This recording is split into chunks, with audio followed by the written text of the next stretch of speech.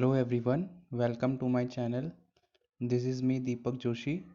और आज जो है हम पॉलीन्यूक्लियर एरोमेटिक हाइड्रोकार्बन्स का लेक्चर 2 शुरू कर रहे हैं। हम जो है उसमें स्ट्रक्चर एंड नॉमेनक्लेचर पढ़ रहे थे।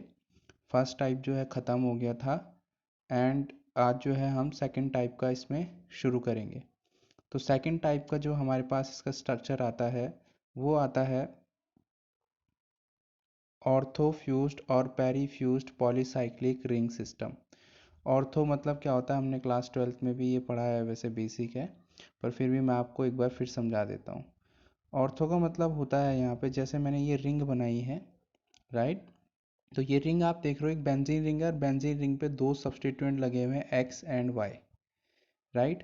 तो अगर मैं एक्स को नंबर दे दूँ 1, अगर मैं एक्स को नंबर दे दूँ 1 और वाई को नंबर दे दूँ 2, तो एक सब्स्टिट्यूएंट एक्स पोजीशन पे 1 पोजीशन पे है और दूसरा सब्स्टिट्यूएंट वाई पोजीशन पे है। तो अगर ऐसा आपको कुछ नज़र आए तो ऐसे 1-2 रिलेशन को हम बोलते हैं ortho position. Ortho Meta para हमारे पास होता है। मेटा होता है 1-3 रिलेशन और पैरा होता है 1-4 रिलेशन, ठीक है।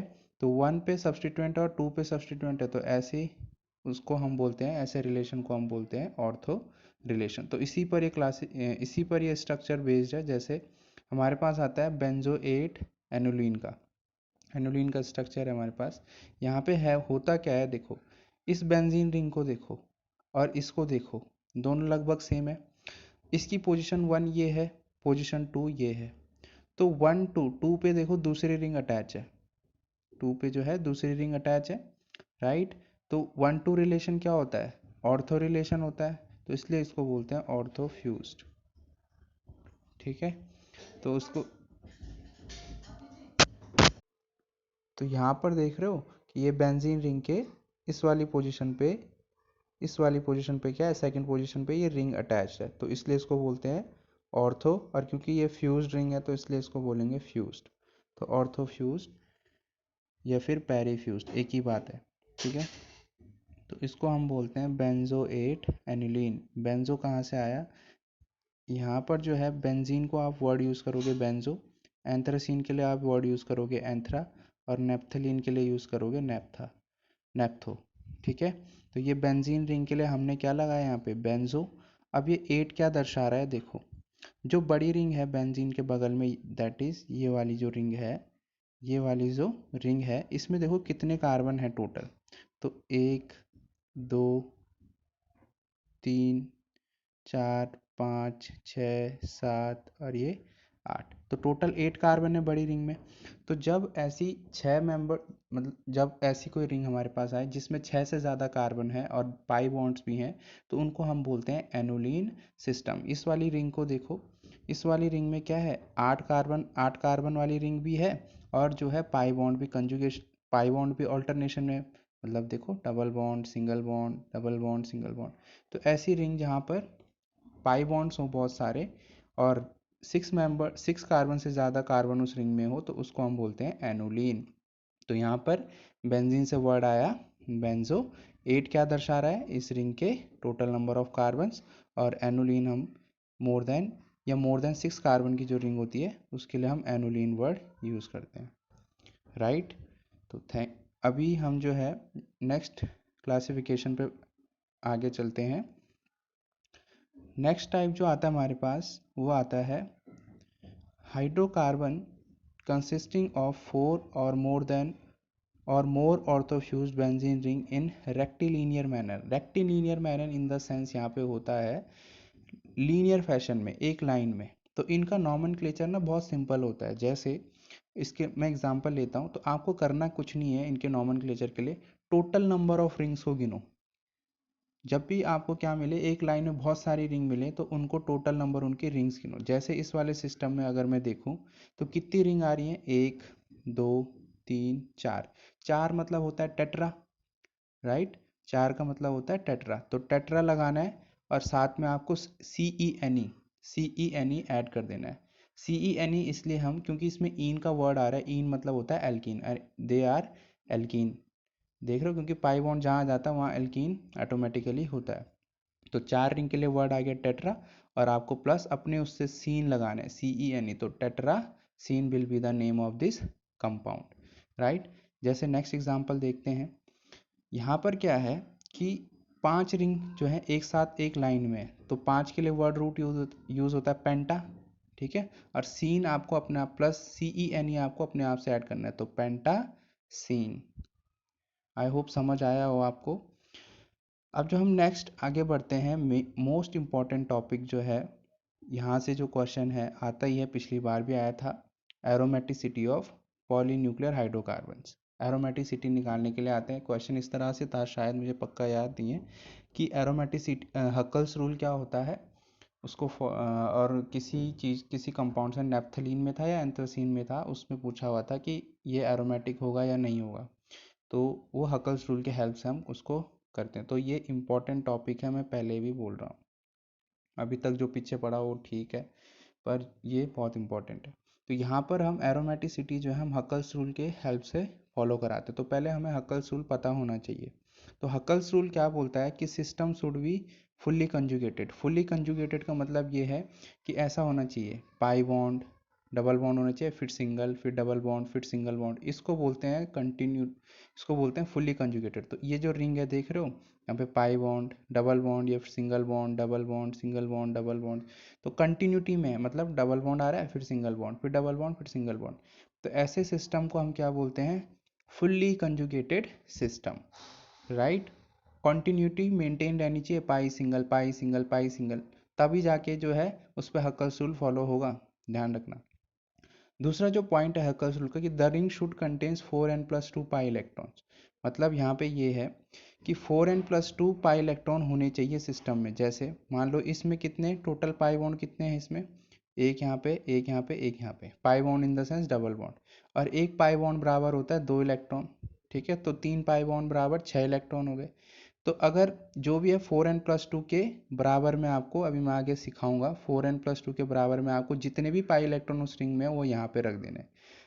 तो जब सॉल्व हम वैसे भी करते हैं, 9th 10th में अलजेब्रिक इक्वेशन सॉल्व हमने करी है, तो ये मैं नहीं बताऊंगा। तो अगर हमारा n का वैल्यू अगर 0 1 2 3 आ रहा है, तो सिस्टम क्या होगा, एरोमेटिक होगा, राइट।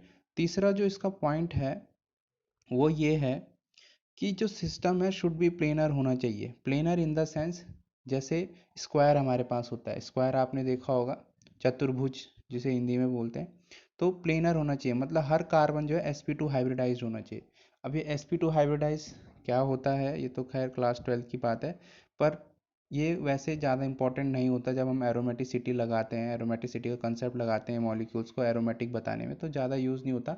बस आपको ये ध्यान रखना है कि अगर कंटिन्यूटी में है पाई बॉन्ड सिंगल बॉन्ड, वो कंटिन्यूटी कहीं ब्रेक नहीं कर रही है। कंटिन्यूटी ब्रेक नहीं करने का मतलब इन द सेंस है, जैसे मैं स्ट्रक्चर बनाता हूँ 1 2 3 4 5, यहाँ पे मैं एक पाई बॉन्ड यहाँ लगा देता हूँ और एक पाई बॉन्ड यहाँ लगा, तो तुम देख रहे हो pi bond single bond single bond, continuity break कर गई, pi single pi single pi single चलना चाहिए। अगर ऐसा सिस्टम है तो सिस्टम ऑटोमेटिकली प्लेनर होगा, sp2 हाइब्रिडाइज्ड कार्बन होंगे, आपको कोई घबराने वाली बात उसमें नहीं है।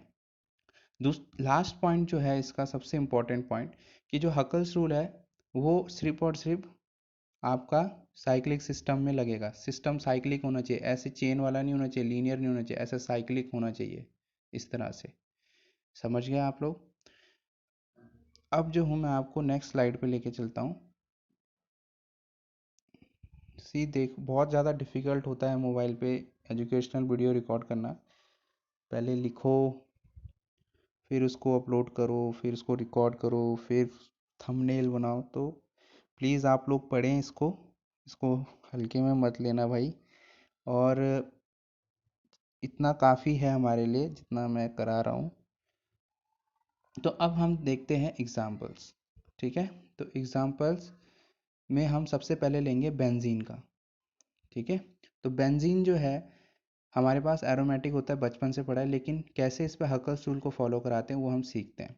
तो हमको सबसे पहले ये पता होना चाहिए कि एक पाई बॉन्ड बराबर 2 इलेक्ट्रॉन। पाई बॉन्ड ये जो दिख रहे हैं ना अंदर, मैंने पाई भी इनको लिखा है, इनको बोलते हैं पाई बॉन्ड। और एक पाई बॉन्ड के बराबर 2 इलेक्ट्रॉन, एक पाई बॉन्ड में 2 इलेक्ट्रॉन होते हैं। तो हकल्स रूल क्या कहता है, 4n+2 equals to pi electron होना चाहिए। तो 4n+2, तो देखो इसमें कितने कितने पाई बॉन्ड हैं, इसमें इसमें कितने पाई बॉन्ड है, 1 2 3, तो 3 पाई बॉन्ड कितने होंगे, 3 इंटू 1 पाई बराबर कितना होता है 2, तो टोटल कितने होंगे 6, तो वो 6 हमने यहाँ पे रखा है, राइट। तो इसको सॉल्व करोगे तो n का वैल्यू क्या आ रहा 1, और n का वैल्यू हमेशा 0 1 2 3 आना चाहिए, तो n 1 आ रहा तो सिस्टम क्या है एरोमेटिक। अब आप लोग काफ़ी पूछोगे कि ये n है क्या, तो ये n बताता है नंबर ऑफ रिंग्स, ये n क्या बताता है नंबर ऑफ रिंग्स। यहाँ पे देखो कितनी रिंग है, एक रिंग है तो n का वैल्यू 1 आएगा, अगर 2 रिंग होगी तो n का वैल्यू 2 आएगा, ठीक है। पर ध्यान रहे अगर n का वैल्यू फ्रैक्शनल आ रहा है ऐसे 1/2 या फिर क्या आ रहा है 2/4 2/3, ऐसी वैल्यू अगर आ रही है n की तो वो एरोमेटिक नहीं है, राइट। अब हम आगे चलते हैं थोड़ा, जैसे कि यहाँ पर है नेप्थलीन सिस्टम। नेप्थलीन में क्या होता है कि नेप्थलीन जो है हमारे पास, यह भी हमारे सिलेबस में भी है, तो हक्करसूल अगर इस पर फॉलो कराऊंगा मैं तो 4n+2 इज पाई इलेक्ट्रॉन होना चाहिए, तो इसमें टोटल टोटल पाई बॉन्ड कितने हैं देखो जरा, एक एक दो तीन चार पाँच, पाँच पाई बॉन्ड, और एक पाई बॉन्ड में 2 इलेक्ट्रॉन होंगे तो 5 पाई बॉन्ड में कितने हो जाएंगे 10 इलेक्ट्रॉन, तो यहाँ पे कितना आ गए 10 इलेक्ट्रॉन। तो n का वैल्यू यहाँ से जब तुम सॉल्व करोगे तो यहाँ से जो है n का वैल्यू कितना आएगा 2, तो ये क्या हो गया एरोमेटिक। मैंने बोला था n का वैल्यू एक होल नंबर होना चाहिए, ठीक है, तो 2 आ रहा है यानी सिस्टम क्या है एरोमेटिक। सिंपली एंथ्रासीन की भी मैं अगर बात करूँ, एंथ्रासीन जो है मेरे पास, इसमें देखो कितने पाई बॉन्ड है, एक